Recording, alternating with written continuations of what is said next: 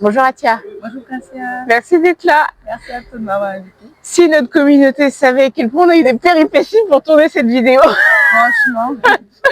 Mais voilà, comme on est deux déterminés, ça. Donc aujourd'hui on montre que rien n'est impossible à celui qui croit. Donc écoute, je vais te laisser te présenter à mon public et aussi à ceux qui vont te découvrir. Qui es-tu et puis après j'enchaînerai le pourquoi de on est là. Du coup, je m'appelle Atia, j'ai 20 ans et je fais des études d'ingénieur. Là, je suis en général, mais je vais me spécialiser en nucléaire et énergie renouvelable. Et aussi, je participe à un concours de Miss Togo France Diaspora. Je suis candidate numéro 15. Voilà. Écoute, en tout cas, ravie. Moi, je te rencontre aujourd'hui parce que dans le papillon, l'idée, c'est de rencontrer des auteurs, mais c'est aussi des parcours de vie et des talents. Et donc, je te mets dans ce cadre talent parce que je t'ai découvert et en fait, l'idée que tu participes justement à Miss Diaspora et que on en a parlé en off pour ceux qui te découvriront après, mais voilà, que tu es aussi un parcours très assumé, je trouve, à ton âge. Justement, on va revenir un peu là-dessus et c'est ça qui me plaît et aussi la raison pour laquelle j'ai envie de mettre en avant aussi des parcours comme le tien.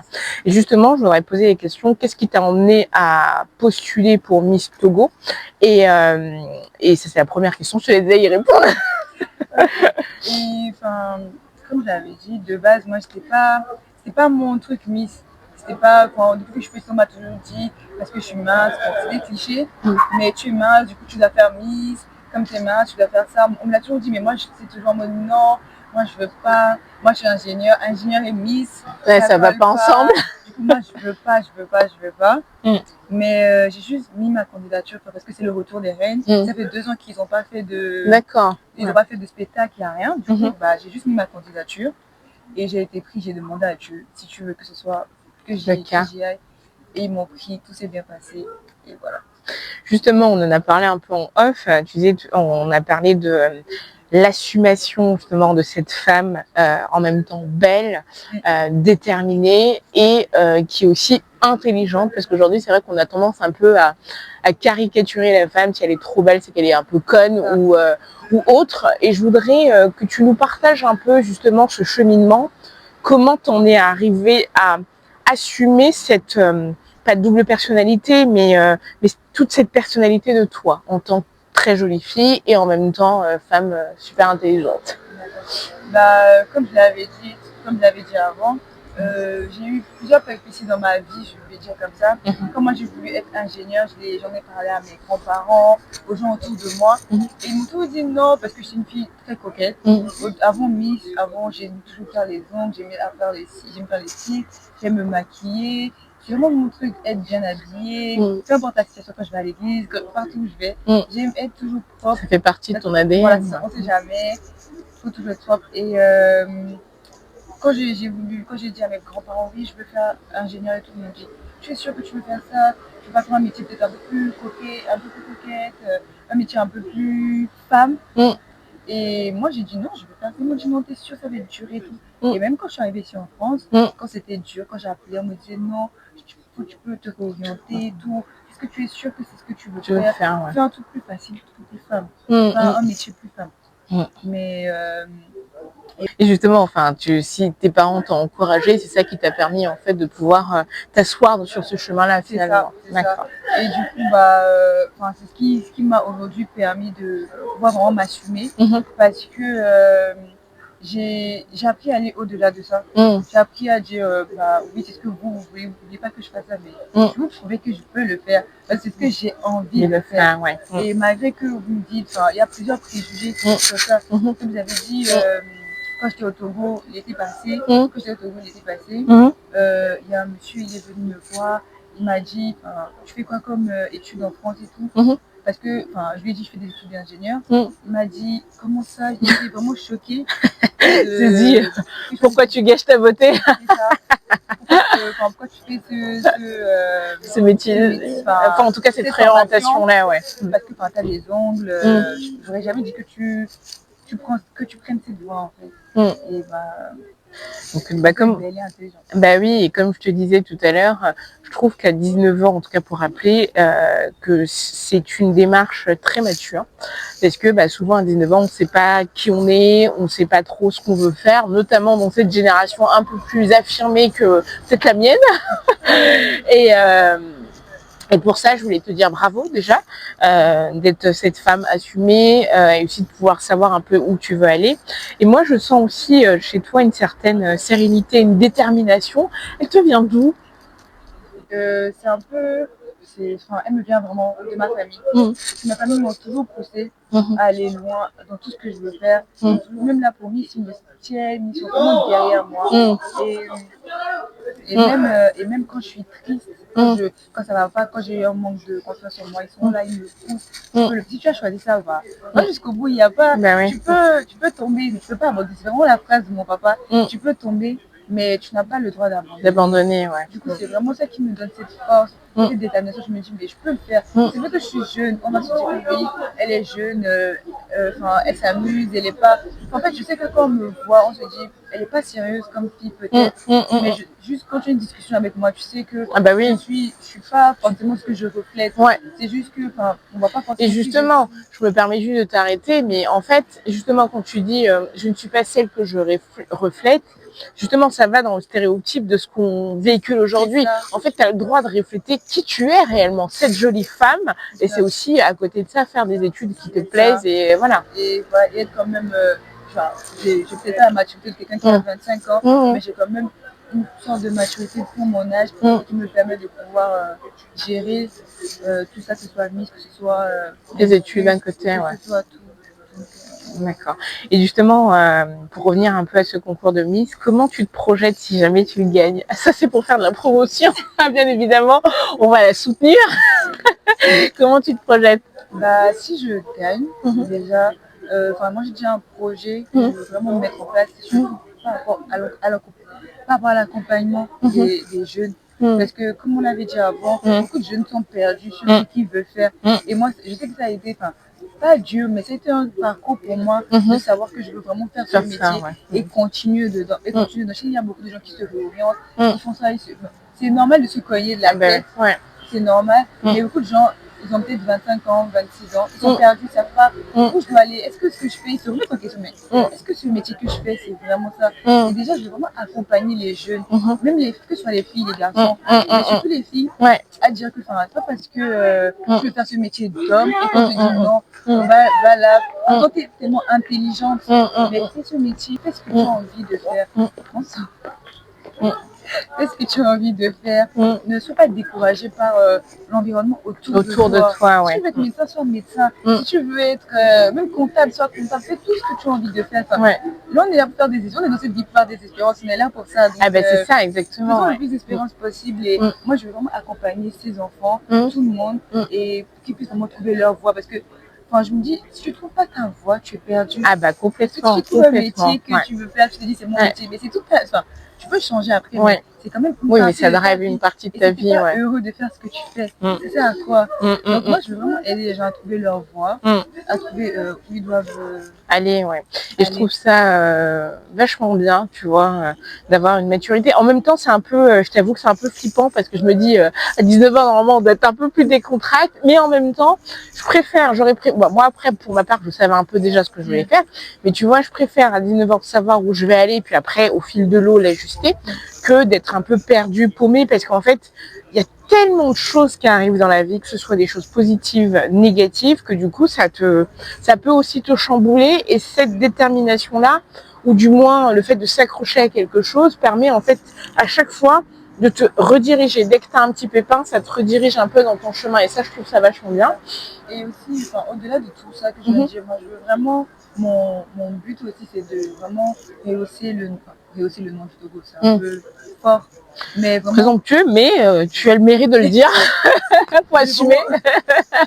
Je veux être une voix pour tu veux influencer, inspirer.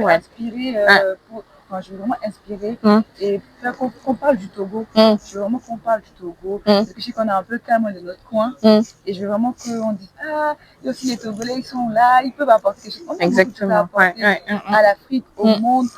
Partout, on a quelque chose à apporter, on est des gens uniques, comme tout le monde, mais qu'on parle plus de nous. Je veux vraiment que les gens connaissent déjà même ce comité, le comité de Miss Togo France Diaspora, ce qu'ils font. Beaucoup de gens ne connaissent pas, et même moi, je ne connaissais pas. Et même quand je parle aux gens autour, je fais le concours de Miss Togo France Diaspora. Il y a ça, c'est en France, j'ai oui. Je Du coup, je veux vraiment que les gens connaissent ça, qu'ils connaissent ce comité. Et tu veux être cette voix. Je veux être cette voix. Enfin, c'est un peu fort de dire ça. C'est présomptueux, mais il faut l'assumer. Il faut l'assumer. Tu veux être cette voix qui inspire et qui montre aussi une autre image du Togo. Ça, c'est, faut pas avoir honte. Et parler de, franchement, qu'on puisse nous connaître. C'est ça. Eh ben super, tu vois. Moi, j'aime bien. Et comment tu te visualises un peu dans 5 ans? J'imagine, moi, de mon côté, mais j'aimerais bien te l'entendre un peu dire. Qu'est-ce que tu imagines dans 5 ans? Dans 5 ans, j'aurai, je crois, fini à peu près mes études. Je vais finir mes études. J'espère commencer à travailler. Et ça sera aux États-Unis. J'espère aller aux États-Unis pour. Quand tu es ingénieur ayant un diplôme français aux États-Unis, c'est plus reconnu. Ouais, mais... Du coup, je vais aller travailler là-bas et commencer à mettre en place mes projets. Parce que moi, je veux bien investir dans l'immobilier en France ici, ou à côté, en Afrique, au Togo, en Côte d'Ivoire. Et j'espère qu'à 25 ans, j'aurai déjà acheté mon appartement pour commencer à On te le souhaite. Et plein d'autres petits projets dont je parle avec mes parents, avec mes proches et tout, qu'on peut faire sur lesquels on peut se positionner, ouais. Plein de petits projets qu'on peut faire autour. Voilà. Super. Et justement, qu'est-ce que tu pourrais donner comme message inspirant à une jeune fille qui pourrait te découvrir, qui va te suivre? Qu'est-ce qu'elle peut aller chercher au fond d'elle pour avoir cette phase jolie et en même temps, on va dire, assumer un métier qu'elle a envie de faire? Qu'est-ce que tu pourrais lui donner comme conseil? Moi, je dirais déjà, je sais que c'est pas facile, mais moi, c'est pas facile, toujours du travail. C'est avoir confiance en ce que tu fais. C'est ça. Je sais que c'est pas facile, même moi, même là, maintenant, moi, je dirais que j'ai confiance en moi, mais j'ai des doutes. C'est sûr, tout le monde, hein. C'est vraiment ta voix. Mais moi, je dirais qu'il faut écouter son intérieur. Parce que ton intérieur, c'est qui tu es. Il sait d'où tu viens, parce qu'on n'est pas d'ici. Donc, ton intérieur, c'est toi, ta voix. Je ne dirais pas que c'est tout tracé, mais il y a quand même un chemin, une ligne à suivre. Écoute ce que ton intérieur te dit, écoute ce que Dieu te dit. Parce que Dieu, il sait. C'est vrai que nos parents, ils nous disent, oui, faites ça, faites ci. Nos parents, ils ont une vision parce qu'ils ont vécu avant nous. Ils ont des expériences qu'on n'a pas et qu'on n'aura peut-être pas maintenant à notre âge. Ouais. Mais c'est plus ton intérieur qui sait qui tu es. Même toi, tu ne sais pas qui tu es, mais ton intérieur sait qui tu es. Donc, il faut laisser cet intérieur parler et écouter cet intérieur surtout qui te dit va ici, fais ça. Et je pense que c'est vraiment ça, c'est s'écouter. Et moi, j'ai un point justement qui me vient, parce que quand tu dis s'écouter, tu parles de Dieu, tu parles de spiritualité, religion. Il y a une question qui me vient, je me dis, tu sais, ce que tu dis là, je le retrouve aujourd'hui dans beaucoup de discours de personnes un peu plus âgées, en termes d'âge, pas forcément d'expérience de vie, et parce qu'ils ont cheminé, ils se sont remis en question. Comment ça se fait que tu as aujourd'hui cette... Est-ce que tu as fait un travail sur toi? Est-ce que c'est peut-être la spiritualité, c'est peut-être Dieu, c'est peut-être la prière qui t'a appris à t'écouter? Parce que c'est pas évident, hein. C'est pas évident. À cet âge-là, vraiment, on a un espèce de brouhaha mental, tu vois, on est plus dans enfin, c'est pas un jugement, mais on est plus dans le monde, j'ai envie de découvrir. Qu'est-ce qui t'a fait te recentrer et t'écouter? C'est un peu mes parents. Parce que depuis les petits, on a toujours fait ce travail sur nous. Enfin, mes parents ont toujours fait ce travail sur nous, le fait d'écouter notre intérieur, ce que notre intérieur nous dit. Et du coup, moi, c'est ce qui m'a vraiment aidé. C'est en fait mes parents. Écoute, dédicace aux super parents. Vraiment, non, mais c'est important ce que tu dis, c'est hyper important. C'est vraiment mes parents. Mais c'est vrai que tes parents, c'est un socle, mais après, c'est à toi de grandir. Moi, je réfléchis beaucoup, je me remets beaucoup en question sur tout ce que je fais, enfin tout ce qui se passe autour de moi. Quand je pose des dates, j'essaie de revenir un peu en arrière pour voir qu'est-ce que j'ai fait, quel est le chemin que j'ai déjà parcouru. Est-ce que ce que je suis en train de faire actuellement, est-ce que c'est en accord avec tes valeurs, ton alignement, pourquoi je suis ici sur Terre. C'est profond ça. Je retourne souvent et me dis, mais est-ce que je suis sur ma mission entre guillemets sur Terre? Parce qu'on est venu pour faire un truc. Est-ce que je suis en train de faire ça? Et aussi quand je disais, je retourne souvent derrière, je me dis, est-ce que le métier que je fais, ça correspond à moi? Parce que ton métier te correspond, c'est lié à ta destinée, à ce que tu dois faire, enfin à la mission pour laquelle tu es là. Tu es destiné, ouais. Le métier, c'est souvent lié à ta destinée. Attends, je fais une pause parce que tu dis des vraies choses et des bonnes choses. Attends, du coup, ce que tu dis, c'est du coup toujours repartir en arrière, visualiser un peu ton parcours, parce que effectivement, on a. Est-ce que tu as en toi en fait, tu vois vraiment qu'est-ce que, par exemple, moi je donne un exemple, moi j'aime beaucoup dessiner par exemple, j'aime fabriquer des trucs, j'aime vraiment faire avec la main, j'aime tout ce qui est manuel. C'est comme ça que je sais que par exemple je veux être ingénieur. En tout cas, dans un domaine où je mets la main à la pâte, où je fais des trucs, où je construis des trucs, et je suis quelqu'un de très créatif, très artistique. Du coup, enfin, je regarde mes qualités et j'essaie de voir est-ce que par rapport à mon métier, est-ce que ça correspond, est-ce que c'est lié, est-ce que parce que enfin, comme j'ai dit avant, tout ce que tu as en toi, c'est pour que tu deviennes quelque chose. Ouais. Et ce quelque chose, bah, c'est en toi. Donc, écoute, je suis bluffée. Tu pourrais demain, franchement, en vérité, tu pourrais vraiment faire une méthode d'accompagnement et de coaching, hein, vraiment, parce que là, tout ce que tu viens de détailler là, je suis hyper surprise. Mais vraiment, enfin, moi, j'ai des discours avec des gens qui ont presque une quarantaine d'années, qui ont ce discours-là, mais pas aussi précis, pas avec une méthode aussi précise. Hein. On se reverra dans quelques années ou dans quelques, mais je t'assure, tu pourras en faire une vraie méthode, sincèrement, hein, de coaching et d'accompagnement, parce que on sent qu'il y a une espèce de fluidité. En fait, pour toi, ça a l'air hyper limpide. Et pour certaines, et même pour beaucoup de gens, c'est pas aussi limpide que ça, hein, je t'assure. Et je trouve que c'est une grande qualité que tu as, vraiment. Vraiment, vraiment. Je te jette pas des fleurs, mais c'est très... Non, mais sincèrement, c'est une vraie qualité que tu as. Et je trouve qu'il faut l'encourager et mettre en avant, ouais. Écoute, on va bientôt chuter. Moi, j'ai 2 questions signature sur le podcast. Le podcast s'appelle Le Papillon, parce que le papillon, c'est toute une phase de transformation.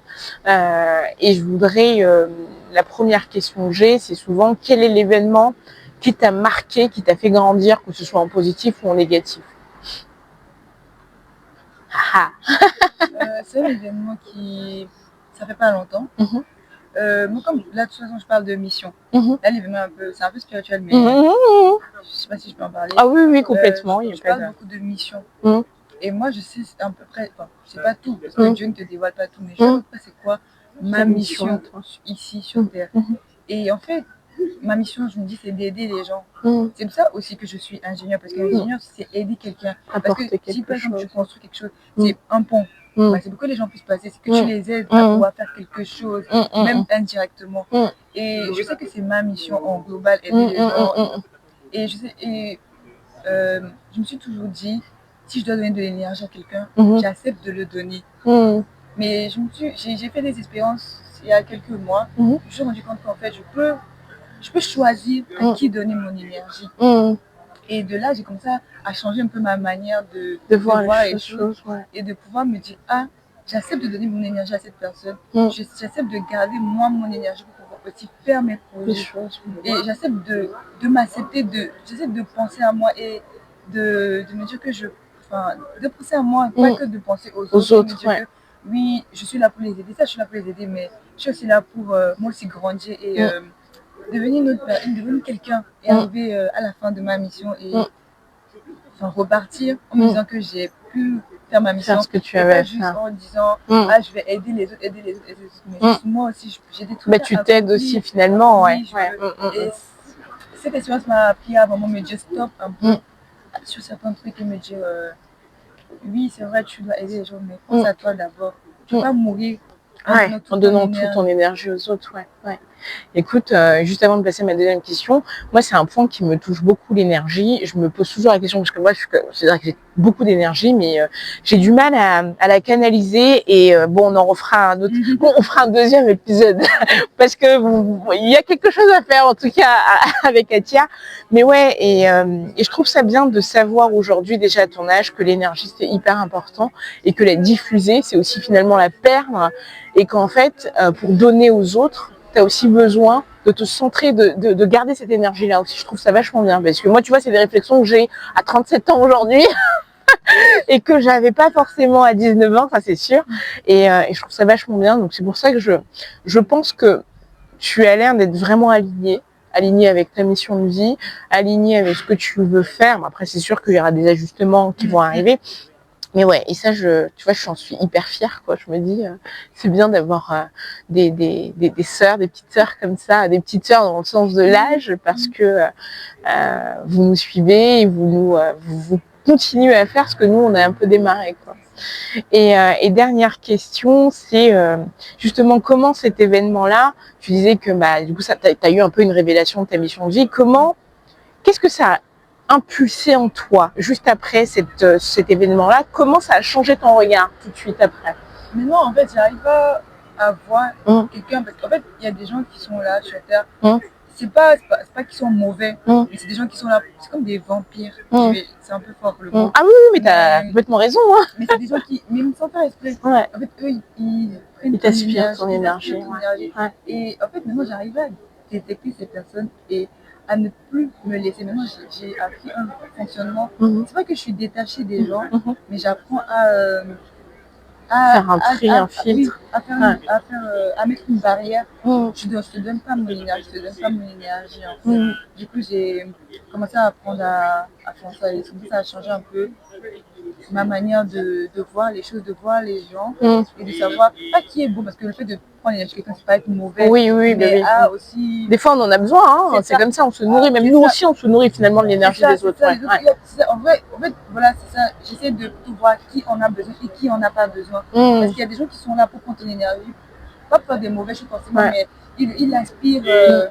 Mais il y a des gens qui en ont vraiment besoin. Et ces personnes à qui tu donnes, qui en ont besoin, la nature te redonne. Exactement. Du coup, j'essaie maintenant de donner à qui en a besoin et plus à tout le monde. C'est que mon énergie n'est plus ouverte, accessible à tout le monde.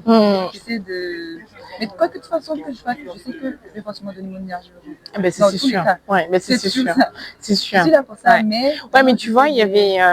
Je vais juste te couper, il y avait un point qui disait que quand tu donnes ton énergie, par exemple, quand on discute toutes les deux, si on ressort de là et qu'on est fatigué, épuisé, c'est que finalement, il y en a une de nous deux qui a tiré sur l'autre. À la rigueur, si on ressort de là avec plein, tu vois, encore plus d'énergie, tu vois, c'est que quelque part, on a diffusé justement des bonnes vibrations et qu'on s'est élevés toutes les deux finalement.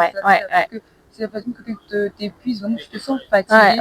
Et c'est ce que j'ai vécu. Bah, je me sentais vraiment fatiguée, tout le temps, j'étais épuisée. Même les gens me disaient, mais Atia, toi, t'es souvent faible, c'est tout là, t'es bizarre, et tu le sais. Du coup, tu dois mettre un stop et dire non, je veux plus. Écoute, Atia, on va terminer sur ces belles paroles, mais on se revoit pour un deuxième épisode sur les énergies, parce que c'est exactement ma pensée en ce moment. Et vraiment, merci. Merci pour ton partage. Merci pour ton énergie. Merci, je te souhaite plein de bonnes choses et on va te soutenir jusqu'au bout. Moi, je vais te soutenir en tout cas. Et je te laisse si tu as le dernier mot de la fin. Oui, là, je veux juste dire par rapport à Miss. Là, on commence à vendre les tickets presque un mois et demi. Et je veux dire qu'au-delà de tout ce qu'on est en train de faire de mise, de spectacle, de tout ça, il y a une cause derrière. Et cette cause, c'est les enfants qui sont malades au Togo. L'association, c'est les pères des enfants. Et c'est vraiment la cause. La cause principale, ouais. Et le billet que j'ai acheté, c'est pour voter pour moi, candidat numéro 15. C'est vrai qu'on ne l'avait pas précisé. C'est vrai que c'est pour voter pour moi, mais au-delà de ça, c'est des fonds qui vont être déversés pour l'association des enfants au Togo. Et je sais qu'au Togo, c'est pas partout en Afrique, même en Europe, il y a certains pays où il n'y a pas assez de moyens pour ces enfants. Et on ne peut pas aider tout le monde, mais le peu qu'on peut aider, j'aimerais vraiment que vous nous souteniez, que les gens puissent nous soutenir à pouvoir aider ces enfants. Il y a un taux de mortalité qui est énorme en Afrique. Je dis le Togo parce que c'est ce que je connais, c'est mon pays. Et parce que les gens n'ont pas forcément les moyens de se soigner. Ils n'ont pas les moyens. Et si nous, aujourd'hui, ici, c'est dur partout, mais si on peut déjà aider en donnant un tout petit peu, en votant, de toute façon, nous aussi, on vous présente un show. Donc, c'est pas gratuit, c'est du donnant. Ah bah oui, c'est sûr. On vous donne quelque chose, vous donnez. Oui, mais c'est pour rappeler aussi que derrière ce show-là, il y a une vraie réalité, il y a aussi une vraie cause aussi derrière. C'est pas juste les belles filles, c'est pas juste ça, mais il y a quelque chose derrière, c'est vraiment une association. Et tous les billets, il y a une déduction fiscale. Une déduction fiscale, donc ça aussi, ça peut être intéressant. Et un artiste international, comme vous voulez. Ah là, bon, en tout cas. Du coup, venez m'envoyer les tickets en soutenant la candidate numéro 15. Merci. Bon, en tout cas, merci beaucoup d'être passé sur le papillon. Merci.